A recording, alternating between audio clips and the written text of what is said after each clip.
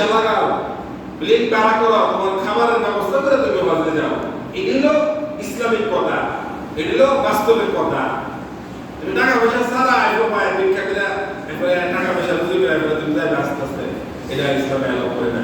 পরে আল্লাহ তাআলা তাদের বিপরীত, তাদের বিরুদ্ধে আল্লাহ তাআলা আয়াত নাযিল করছে, ওয়াতাযাওয়াদু ফাইন্না খায়রাজ যাদিত তাকওয়া।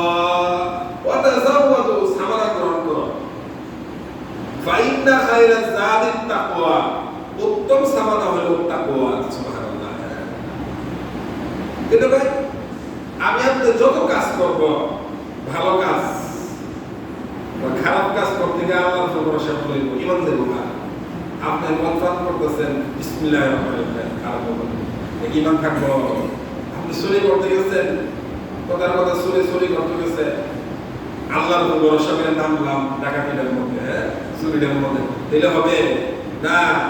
ভালো কাজে, নেক কাজে বিসমিল্লাহি তাওয়াক্কালতু আলাল্লাহ, ঘর থেকে বাইরে হওয়ার দোয়া। হে আল্লাহ, আপনার নামে আপনার উপর ভরসা করে আমি ঘর থেকে বাইরে যাব। শরীফে আছে, কেউ যদি বিসমিল্লাহি তাওয়াক্কালতু আলাল্লাহ লা হাওলা ওয়ালা কুওয়াতা ইল্লা বিল্লাহিল আলিয়্যিল আযীম, ঘর থেকে বাইরে হওয়ার সময় যদি এই দোয়া করে কেউ বাইরে হয়, হাদিস শরীফে আছে, সে ঘর থেকে বাইরে হওয়ার পর থেকে ঘরে ফিরে আসার আগ পর্যন্ত আল্লাহ তাআলা তার জিম্মাদার হয়ে যায়। তাহলে কেউ তো লম্বা না পারে, হাদিস শরীফে আছে বিসমিল্লাহি তাওয়াক্কালতু আলাল্লাহ।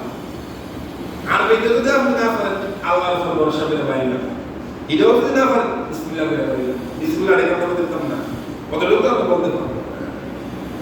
দেখেন, আমি যদি আল্লাহর উপর ভরসা করি,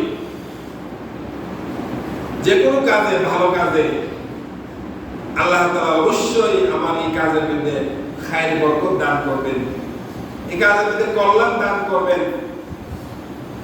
আমি দেখতেছি এটা ফায়দা হইতেছে না, তো এক সময় না এক সময় এটার বরকত আমি আপনি পাবো। দোয়া করতেছেন আপনি উন্নতির জন্য, তাহলে দোয়া তো আর কবুল হইতেছে না। জীবনে আমরা কত দোয়া করছি, সব দোয়া কবুল হইছে।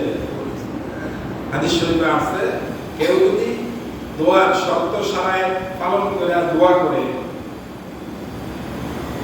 আল্লাহ তাআলা অবশ্যই তার দোয়া কবুল করে। সুবহানাল্লাহ। তবে দোয়ার রেজাল্টটা, ফলটা আমরা তিন ভাবে পাইবেন। এক, আপনি যে জিনিসের লেগে দোয়া করছেন, এই জিনিসটা আপনার লাগে কল্যাণকর না অকল্যাণকর, এটা কেনা জানেন? আল্লাহ তাআলা জানেন। আপনি দোয়া করছেন, আল্লাহ আপনি আমাকে বড়লোক বানাই দেন, সম্পদশালী বানাই দেন। আল্লাহ জানে আপনি সম্পদশালী হলে কি করবেন। আপনি কি সম্পদশালী হলে জালেম হয়ে যাবেন, মানুষের উপর নির্যাতন করবেন না দানশীল হবেন, এটা আল্লাহ তাআলা ভালো জানেন। জানেন না? অবশ্যই আল্লাহ তাআলা জানেন। বা যে কোনো মাধ্যমে আল্লাহ তাআলা জানেন এটা, যে আপনারা সম্পদশালী করলে আপনার ফায়দা হবে না অফায়দা হবে।